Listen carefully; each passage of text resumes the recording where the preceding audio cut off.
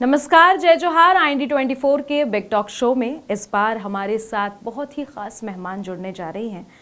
इस बार हमारे साथ छत्तीसगढ़ की IAS ऑफिसर तनुजा सलाम जो हैं वो इस चर्चा के लिए जुड़ रही हैं। तनुजा जी के बारे में मैं 2 शब्द कहना चाहूँगी कि वो ज़िला पंचायत CO, अपर कलेक्टर और ऐसी कई सारी बड़ी जिम्मेदारियों को निभाते हुए आगे बढ़ी हैं और एक प्रमोटिव IAS हैं। तो बिल्कुल बिना समय व्यर्थ किए बिना मैं सीधे उनके पास चलती हूँ। तनुजा जी, बहुत बहुत स्वागत है आपका हमारे इस शो में। Thank you. सबसे पहले मैं आपसे पूछूंगी कि आप बस्तर से हैं और बस्तर जो है अपने आप में ही बहुत सारी कहानियाँ उकेरे हुए है। बस्तर की अगर मैं बात करूँ तो आप बस्तर से आती हैं।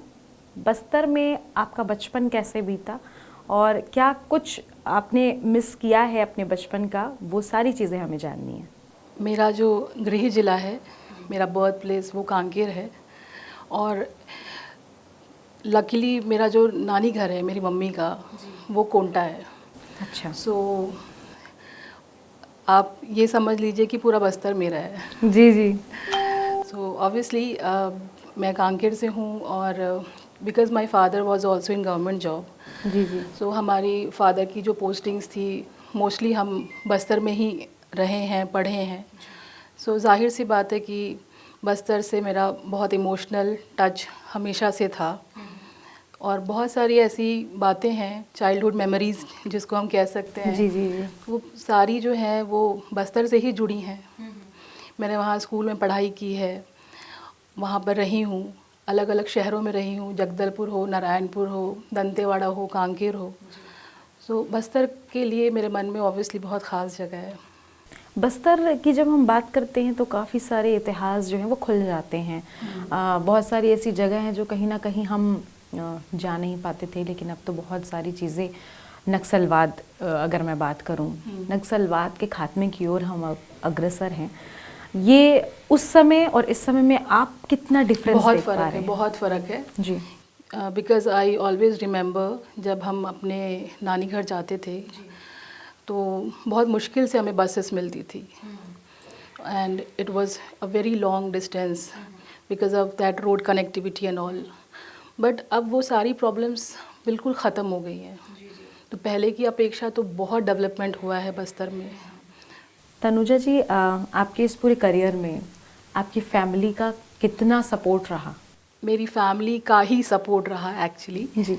So my family was always very, very, very supportive, especially my mother and my father also obviously and everyone in my family. So मेरे parents का ही support था, है, जो आज मैं आपके सामने बैठी हूँ। Especially my mother who actually sacrificed everything for us. Like we are 3 daughters of her and we all are in a good job right now. And मेरे फादर मदर ने हमको बचपन से ही एजुकेशन पे बहुत एम्फसाइज़ किया, बहुत ज़्यादा एम्फसाइज़ किया और उसकी वजह से हमें बहुत अच्छी जगह हमको पढ़ने मिला, अच्छी एजुकेशन मिली, जिसकी वजह से हमारा कॉन्फिडेंस, हमारी पर्सनालिटी, ये सारी चीज़ें बहुत ग्रूम हुई बस्तर में रहने के बाद भी। तो एजुकेशन जो थी चीज़ जिसको मेरे पेरेंट्स ने समझा कि आगे जाके वही एक चीज़ है जो काम आएगी, जिसकी वजह से हम कुछ आगे बन पाएंगे, उस पर उन्होंने बहुत फोकस किया। पापा मम्मी जो हैं आपके, थोड़ा सा मैं घर के बारे में और डीपली जानना चाहूँगी कि पिताजी आपके क्या करते थे और मदर ने सपोर्ट तो बहुत किया, किस तरीके का सपोर्ट होता था, कितने आप भाई बहन थे घर में, ये सारी चीज़ें भी मुझे जाननी है। मेरे फादर गवर्नमेंट जॉब में थे, now he has got retired, so he was in government and my mother was a teacher, she was also a government teacher and हम लोग 3 बहन और 1 भाई हैं। सो हमेशा मम्मी हम पीछे पड़ी रहती थी कि पढ़ाई करो टाइप्स। तो बहुत स्ट्रिक्ट थी वो actually, she was very strict for our education and for our academics. तो वो चीज़ तो बचपन से मैंने देखी है, तो उसकी वजह से मतलब I was very good at studies. So and obviously my mother did this sacrifice कि क्योंकि फादर ट्रांसफ़र में रहते थे तो मम्मी को ये रहता था कि फिर अलग अलग हो जाएंगे तो बच्चों पे ध्यान नहीं होगा। तो at one point of time she left her job for us, तो that was the biggest sacrifice she made. उन्होंने अपनी जॉब या शी लेफ्ट हर जॉब। इसके अलावा अगर मैं बात करूँ तो आईएएस ऑफिसर बनने तक का जो सफ़र है आपका, बचपन में ऐसा ठाना था कि आईएएस ही बनना है या फिर किसी इंसिडेंट ने इंस्पायर किया आपको? अब मैं ऐसा तो नहीं कहूँगी कि मतलब मेरा बचपन से ये ड्रीम था, but yes I wanted to be something, I wanted to be in a special position, but yes as a elder sister, elder daughter, so बहुत सारे एक्सपेक्टेशंस थे। तो फादर के गवर्नमेंट जॉब में होने की वजह से, सर्विस क्लास में होने की वजह से ये बात तो तय थी कि हमें भी सर्विस करना है। यस, तो वो था दिमाग में, सबकॉन्शियस माइंड में। बस्तर से लेकर यहाँ तक का सफ़र अगर मैं बात करूँ तो कैसा रहा आपका? कितनी कठिनाइयाँ आई? कभी ऐसा लगा होगा कि शायद अब नहीं हो पाएगा, इस तरीके का कभी? नहीं, मुझे कभी नहीं लगा, मुझे कभी नहीं लगा कि नहीं हो पाएगा। मैं हमेशा से बहुत कॉन्फिडेंट थी कि कुछ ना कुछ अच्छा होगा, क्योंकि मेरे पेरेंट्स का सपोर्ट हमेशा था, कभी वो कम नहीं हुआ। मैं इंग्लिश मीडियम स्कूल में पढ़ी, हमेशा कॉन्वेंट स्कूल में पढ़ी, और उसके बाद क्योंकि उस समय ऑब्वियसली कॉन्वेंट स्कूल ही होते थे, इंग्लिश मीडियम। और उसके बाद मेरा कॉलेज जो है, मैंने क्योंकि उस समय यहाँ पर इंग्लिश मीडियम कॉलेजेस बहुत कम होते थे, तो I went to Nagpur for my graduation. So कभी पापा मम्मी ने ऐसा फील ही नहीं होने दिया। आपने कोचिंग वगैरह कहाँ से ली? क्योंकि बस्तर से निकलना उस टाइम पे बहुत बड़ी बात हुआ करती थी। यस, क्योंकि उस वक्त जब मेरा ग्रेजुएशन कंप्लीट हो गया था जी, हम रायपुर आ चुके थे। ओके। यहाँ पर फिर मैंने अपनी कोचिंग ली, यहीं से मैंने अपनी सारी पीएससी की जो कोचिंग है यहीं से की है।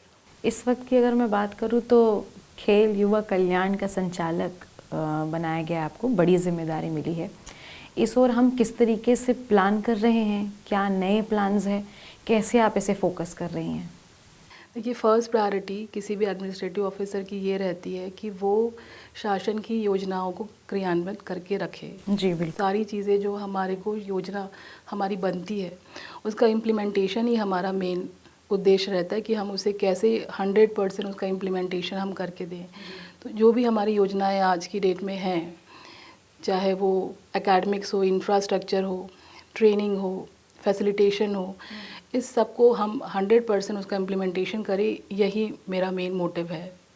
खिलाड़ी, कई बार ऐसा होता है कि हमने देखा है, न्यूज़ चैनल्स में सुने, पेपर्स में इस टाइप की खबरें हमेशा आती हैं कि वो अपना बेस्ट तो पूरा देते हैं, लेकिन उनके लिए जब व्यवस्थाओं की बात आती है तो कई बार कई व्यवस्थाओं में कमी देखी गई है। मैं बात सिर्फ छत्तीसगढ़ की नहीं कर रही हूँ, अदर स्टेट में भी ये देखा गया है। तो ये प्रॉपर तरीके से हो, उन्हें प्रॉपर व्यवस्थाएं मिले, इसके लिए हम किस ओर अग्रसर हैं और क्या कुछ अनूठा कदम आने वाले समय में आप उठाएंगे ताकि उन्हें फैसिलिटीज़ पूरी मिले? देखिए, स्पेशली अगर हम छत्तीसगढ़ की बात करें और बाकी दूसरे राज्यों की बात करें, तो अभी भी ज़रूर छत्तीसगढ़ का ये चैलेंज है कि फैसिलिटेशन और ट्रेनिंग। जी। तो हमारा अभी जो फोकस रह रहा है और आगे भी जो हम करने वाले हैं काम, तो हमारे एकेडमीज़ जो हैं, हमारा जो इंफ्रास्ट्रक्चर है, उसका हमें डेवलपमेंट करना बहुत ज़रूरी है, ताकि जो बच्चे बाहर से आते हैं, दूर जगह से आते हैं, जिनको यहाँ पर रहने में दिक्कत होती है, और इसके अलावा जो इंफ्रास्ट्रक्चर है, हमारे जो एसेट्स हैं, वो सभी ज़िलों में होने चाहिए। जो अभी भी हम उस पे काम कर रहे हैं, वो सारी चीज़ें अगर हो जाएंगी तो जो स्पोर्ट्स में जो हमारे प्लेयर्स हैं, उनके लिए वो बहुत इजी गोइंग होगा कि वो अपनी जगह पे रह के वो वहाँ पे अपना पार्टिसिपेशन दे, वहाँ पे वो ट्रेनिंग ले सके। तो अभी शासन की जो भी योजनाएं हैं, हम उसी पे केंद्रित कर रहे हैं कि ज़िलों में, ऑब्वियसली हमारे रायपुर में बहुत सारे एसेट्स हैं, राजनांदगांव में हैं, दुर्ग में हैं, बट दूरस्थ अंचलों में इसकी अभी हमें और आगे काम करना है। एक और सवाल मेरे मन में आ रहा है, क्योंकि आप अभी इस वक्त अगर मैं बात करूं तो खेल युवा कल्याण की संचालक हैं, लेकिन साथ में एक आईएएस ऑफिसर भी हैं। तो ऐसे कई बच्चे होते हैं जो स्पोर्ट्स में जाते हैं, लेकिन वो अपनी पढ़ाई पे ध्यान नहीं दे पाते हैं पूरी तरीके से, और उनके घर वालों का कहना होता है या तो पढ़ाई करो, क्योंकि स्पोर्ट्स, कई बच्चों का ऐसा है कि स्पोर्ट्स छोड़ने को कहा जाता है क्योंकि उनकी पढ़ाई नहीं हो पाती है। इसका तालमेल कैसे बिठाना चाहिए? और अगर स्पोर्ट्स आप कर रहे हो तो क्या पढ़ाई ज़रूरी नहीं है? और अगर पढ़ाई अगर आप कर रहे हो तो क्या वही सारी चीज़ें हैं, स्पोर्ट्स में आप नहीं जा सकते? ये कन्फ्यूजन के लिए क्या टिप्स आप दोगे अपनी तरफ से? देखिए, बैलेंस बहुत ज़रूरी है। पहली बात मैं हमेशा एम्फसाइज़ करती हूँ, और सभी जो बच्चे जिनसे मैं मिलती हूँ प्लेयर्स, मैं उनको हमेशा ये बोलती हूँ कि अपनी पढ़ाई पूरी करो। पढ़ाई बीच में छोड़ना is a not good thing. तो अगर वो बच्चा स्पोर्ट्स में अच्छा खेल रहा है, वेल एंड गुड, वो अच्छा करेगा, बट आपका एक सेकेंड ऑप्शन हमेशा अपने पास रखना चाहिए। तो मैं हमेशा यही बोलती हूँ सभी को कि अपनी पढ़ाई ना छोड़ें बीच में, दोनों को बैलेंस करके ही चलने से आगे हमें सक्सेस मिलेगा। बिकॉज वी डोंट नो कि आगे क्या होगा उनके साथ। अगर वो बच्चा बहुत अच्छा खेलता भी है तो वो कितना अच्छा कर पाएगा, आगे वो नेशनल खेलेगा, इंटरनेशनल खेलेगा, बट अगर, और उसका एक एज होता है, उस एज के बाद भी वो परफॉर्मेंस वाली एज होती है, उसके बाद अगर वो एज चली गई तो फिर उसके पास कुछ नहीं बचेगा। तो इसलिए पढ़ाई बहुत ज़रूरी है। इसलिए पढ़ाई बहुत ज़रूरी है, और उसको मतलब आप सेकेंडरी नहीं बना सकते जस्ट बिकॉज कि आप स्पोर्ट्स में बहुत अच्छे हो। वेल एंड गुड, आप बहुत अच्छे हैं और आप बहुत आगे जाएंगे, बट आपका पढ़ाई उसमें इफ़ेक्ट नहीं होना चाहिए। ज़िला पंचायत सीओ, अपर कलेक्टर और तमाम तरीके की जिम्मेदारियां निभाने के बाद अब एक आईएएस ऑफिसर के रूप में आप कार्यरत हैं। उस समय के कार्य में और अभी के कार्य में कितना अंतर आपको महसूस हो रहा है? देखिए, बीइंग एन आईएएस, अभी जब मैं आईएएस मुझे अवार्ड हुआ है, एक स्टेट सर्विसेज के ऑफिसर के लिए हमेशा एक बहुत बड़ा सपना रहता है कि 16-17 साल की नौकरी के बाद जो है उसे आईएएस अवार्ड हो। Luckily I am one of that. तो वो चीज़ तो रहती ही है कि आप एक आईएएस ऑफिसर की हैसियत से ऑल इंडिया सर्विस लेवल पे आप अपना काम करके दिखाओ, बट काम जो है वो वहाँ भी वही रहता है, यहाँ भी रहता है। टैक्टफुली, एडमिनिस्ट्रेटिवली आप उसे कैसे करते हो, परफॉर्मेंस आपका कैसे रहता है, दोनों जगह पे जो उसका पैरामीटर है वो सेम रहता है। बीइंग एन आईएएस ऑफिसर आपको पॉलिसी मेकिंग डिसीजंस लेने पड़ते हैं। इसके अलावा भी बहुत सारी ऐसी चीज़ें हैं, जब आप बड़े पद पे आते हैं तो आपकी रिस्पॉन्सिबिलिटी, आंसबिलिटी बहुत ज़्यादा बढ़ जाती है। तो जब आपको फर्स्ट टाइम पता चला कि आप प्रमोट हुई हैं एज एन आईएएस ऑफिसर, आपको कैसा लगा और घर पे क्या माहौल था उस वक्त? मुझे लगता है कि बेसे ज़्यादा मेरी family was very very excited. Obviously I was very happy to, but then पापा, at that time my mother was not here, she is no more. तो उसका मुझे हमेशा दुख रहेगा, क्योंकि वो हमेशा चाहती थी कि मुझे देखना ऐसे। बट सभी मेरे घर में मेरे फैमिली मेम्बर्स सब, they were very very happy, more than me. हर एक आईएएस ऑफिसर के जो कार्य करने की शैली होती है वो अलग होती है। इस दौरान कई बार चीज़ें ऐसी हो जाती हैं जो विवादास्पद भी हो जाती हैं। आपके साथ भी ऐसे कई बार 1-2 घटनाएं हुई, लेकिन उस समय इन सारी चीज़ों से आप डील कैसे करती हैं? देखिए, अब 16-17 साल की नौकरी हो गई है, तो वो डील करने वाला जो एक पार्ट है वो एक एक्सपीरियंस से आ ही जाता है। बिल्कुल। तो अगर आप मुझसे पहले पूछते तो मैं बहुत ज़्यादा इमोशनल थी। अब थोड़ा ऑब्वियसली इस फील्ड में, इस जॉब में आने के बाद वो इमोशंस जो है मैं एक तरफ रख देती हूँ, टैक्टफुली डील करने की कोशिश करती हूँ। बट ऑब्वियसली थोड़ा बहुत इमोशंस तो हर्ट होता है, सबका होता है एज अ ह्यूमन बीइंग। अगर मैं बात करूँ आज के बच्चों की, पढ़ाई करते हैं, तैयारी करते हैं, आईएएस ऑफिसर बनने के सपने हर कोई लेकर जाता है, लेकिन हर बार ऐसा नहीं होता कि फर्स्ट अटेम्प्ट में आप निकाल ही लो। वो सेकंड अटेम्प्ट करते हैं, थर्ड अटेम्प्ट करते हैं। कई लोग ये अटेम्प्ट करने के चक्कर में सुसाइड अटेम्प्ट कर लेते हैं। इसके अलावा अगर मैं बात करूँ तो डिप्रेशन में चले जाते हैं। लेकिन ये सारे बच्चों के लिए जो आज के आईएएस ऑफिसर्स हैं, वो किस तरीके की टिप्स देंगे? क्या करना चाहिए उन्हें? पेशेंस रखना चाहिए? कैसे करना चाहिए? और जब खास तौर के वो जब डिप्रेशन में जाते हैं कि अब तो कुछ बचा नहीं है हमें आगे के लिए। मैं उस स्थिति को बहुत अच्छे से समझ सकती हूँ, क्योंकि ये सबके साथ होता है। बहुत लकी होते हैं जो बहुत स्टार्टिंग में ही उनका जो करियर बन जाता है।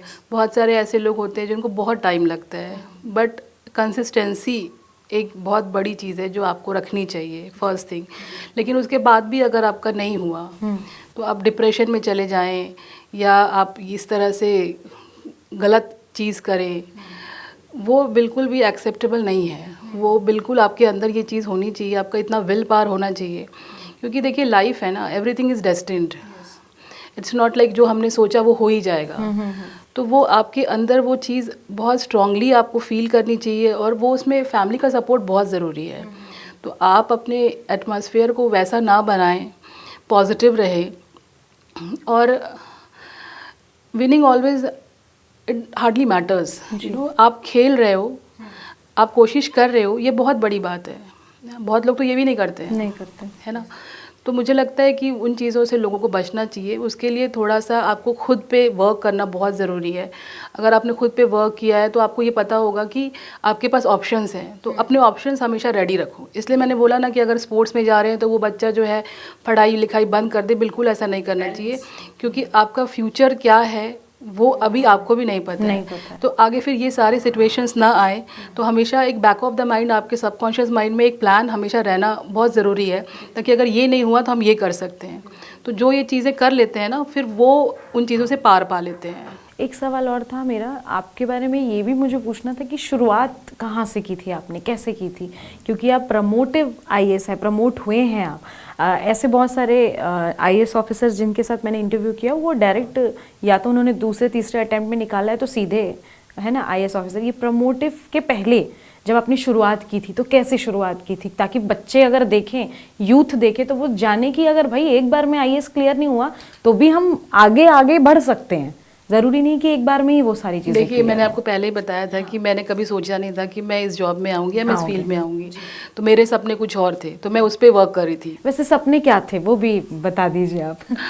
उस समय तो जाहिर सी बात है, as a college going student हम कुछ और सोचते हैं, तो हमें लगता है कि वो ज़्यादा अच्छा है। तो I really wanted to become an air hostess at that time, so I was working on that. But then obviously जब छत्तीसगढ़ बना 2000 में, एट दैट टाइम ओनली मेरा ग्रेजुएशन कंप्लीट हुआ। सो फादर ने, घर वालों ने, सब ने बोला देख अब पीएससी जो है आएगी and then you have to give and we know कि तेरा हो जाएगा। तो फिर वो मेरा दिमाग जो है थोड़ा शिफ्ट हो गया, and because I was good at studies, तो फर्स्ट अटैम्प्ट जब मैंने दिया तो मेरा प्री निकला, बट ऑब्वियसली मेंस नहीं निकला। सो लेकिन उस समय तक मुझे मेरा जो विजन है वो क्लियर हो गया था कि नहीं मुझे यही करना है। तो फिर उसके बाद सेकंड अटैम्प्ट दिया, तो फिर उसमें मेरा हो गया। क्योंकि बहुत बड़ी बात है ना, एयर हॉस्टेस से सीधे आप आईएएस ऑफिसर हैं।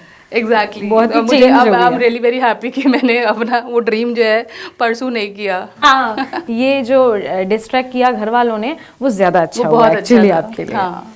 ऐसे बच्चे जो डायरेक्ट एग्जाम क्लियर नहीं कर पाते, वो अपनी तैयारी कैसे कर सकते हैं, क्योंकि आने वाले समय में आप प्रमोट भी हो सकते हो। देखिए, जो बच्चा अपने स्तर पर तैयारी करता है तो वो पहले से सोच के रखता है कि मेरे को यूपीएससी निकालना है। अगर ऐसे बच्चे जो यूपीएससी में नहीं कर पाते, तो आप ये पूछ रही हैं कि फिर वो और क्या कर सकते हैं। तो जाहिर सी बात है कि उसके बाद वो अपने स्टेट पीसीएस को ट्राई कर सकते हैं।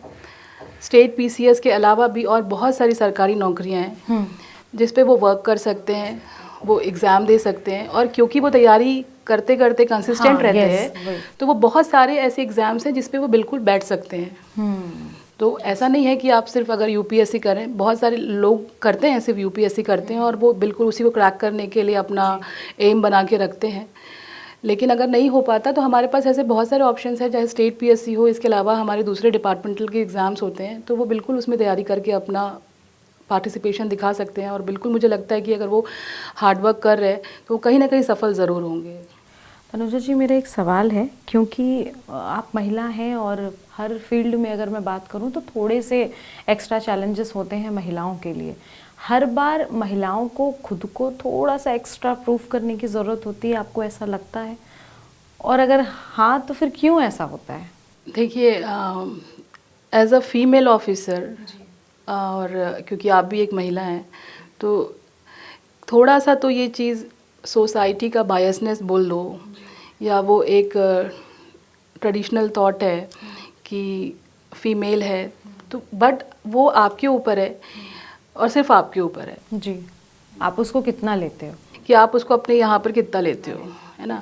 अगर आप उस चीज़ को बिल्कुल ध्यान नहीं देते तो आप ऐसी बहुत सारी महिलाओं को देखेंगे जिन्होंने बहुत कुछ अचीव किया है, तो हमें उनको देख के इंस्पायर होना चाहिए। ये सारी चीज़ें तो लगी रहती है ना, तो लेकिन आप उसको बिल्कुल एकदम इमोशनल होके, बहुत ज़्यादा हर्ट होके, ये सब अगर आप करेंगे तो फिर दिक्कत आएगी। कुछ ऐसे महिलाएं, कुछ ऐसे लोग जो आज भी सारी चीज़ें सोचते हैं, सोचते हैं और सामने वाले लोगों को ये जताने की कोशिश करते हैं कि आप फीमेल हैं, आपको संभल कर चलना है, वैसे लोगों के लिए क्या टिप्स देंगी आप? अपनी मानसिकता बदलें, ओके, जो कि एक्चुअली बहुत ज़रूरी है। जी जी जी। आप सभी कामों में लगातार बिजी रहती हैं, काम इतना रहता है, आप लोगों के पास टाइम तो होता नहीं है, लेकिन फिर भी मैं पूछूंगी कि खुद के लिए टाइम कैसे निकालते हैं, और जब खुद के पास अपने लिए टाइम होता है तो उसमें क्या करना सबसे ज़्यादा पसंद है आपको? खुद के लिए टाइम निकालना तो एक्चुअली थोड़ा सा मुश्किल हो जाता है, बट जब भी मेरे पास समय रहता है अपने, मैं घर में रहना पसंद करती हूँ, specially with my daughter, because I also have a daughter, so I really want to spend all my time with her. और ऑब्वियसली अगर आप ऐसे पूछेंगे कि मेरे को और क्या अच्छा लगता है, तो अभी तो फ़िलहाल जो मेरा स्टेटस है वो घर पे रह के मूवीज़ देखना ही मुझे अच्छा लगता है। ओके, रीडिंग वगैरह का शौक है? Yes, I do read, but right now actually it's not possible for me. So I can't do it. But I really love reading. मैं पहले बहुत पढ़ती थी, अब थोड़ा कम हो गया है। एक लास्ट सवाल मैं ये करूँगी आपसे कि अब जो खिलाड़ी हैं उनके लिए आपको वर्किंग करनी है, तो थोड़ा सा कुछ अलग प्लान ऐसा किया है जो आप हमसे साझा करना चाहें, बताना चाहें कि ये डिज़ाइन हमने करके रखा है और आने वाले टाइम पे इसे इम्प्लीमेंट करने की तैयारी है? देखिए, अभी जो हम लोग डिपार्टमेंट की तरफ से जो हमारा काम हो रहा है, उसमें हम ये कोशिश कर रहे हैं कि हमारे पास स्पोर्ट्स इंफ्रास्ट्रक्चर इतना अच्छा हो, इतना स्ट्रॉन्ग हो, जिसमें सारी सुविधाएं स्पोर्ट्स पर्सन को मिले। इसी पर हम अभी काम कर रहे हैं, जिससे आगे जाके उनको किसी चीज़ की कमी ना हो। तो हम कोशिश कर रहे हैं कि हमारे पास अच्छे कोचेस हों, हमारे पास इतना बड़ा ग्राउंड हो, वहाँ पे सारे इक्विपमेंट्स हों, इन चीज़ों से उनको बिल्कुल लाभ मिलेगा। तो उस पर हम अभी वर्क कर रहे हैं और मुझे लगता है होपफुली ये चीज़ें बहुत जल्दी होंगी। तो ये थी हमारे साथ आईएएस ऑफिसर तनुजा सलाम, जिनका साफ तौर पर कहना है कि जिस तरीके से इन्हें अभी खेल एवं युवा कल्याण का संचालक बनाया गया है, उसमें बहुत सारे बदलाव ये करने वाले हैं। नए नए टेंटेटिव प्लान्स जो हैं वो किए रखे हुए हैं, आगे उसे इम्प्लीमेंट करना है। किस तरीके से छत्तीसगढ़ के दूर अंचल इलाकों में सुविधाएं देनी है खिलाड़ियों को, ताकि वो आगे आएँ और अपनी प्रतिभा दिखा सके, उसे निखार सकें, इस पर पूरी तरीके से इनका काम जारी है। इसके अलावा उन्होंने जो आज के युवा हैं, जो यूथ हैं, उन्हें एक बहुत अच्छी सीख दी है कि अगर वो यूपीएससी की तैयारी कर रहे हैं, वो तैयारी तो वो करें, उसके साथ में ही अगर 1 या 2 बार में वो अपनी परीक्षा अटेम्प्ट करते हैं और उसमें असफल होते हैं, तो मायूस होने की आवश्यकता नहीं है। लगातार मेहनत करते रहें और जिस भी क्षेत्र में उन्हें मौका मिलता है वो उस क्षेत्र में कार्य करें और अपने कार्य के साथ साथ अपनी तैयारी को भी जारी रखें।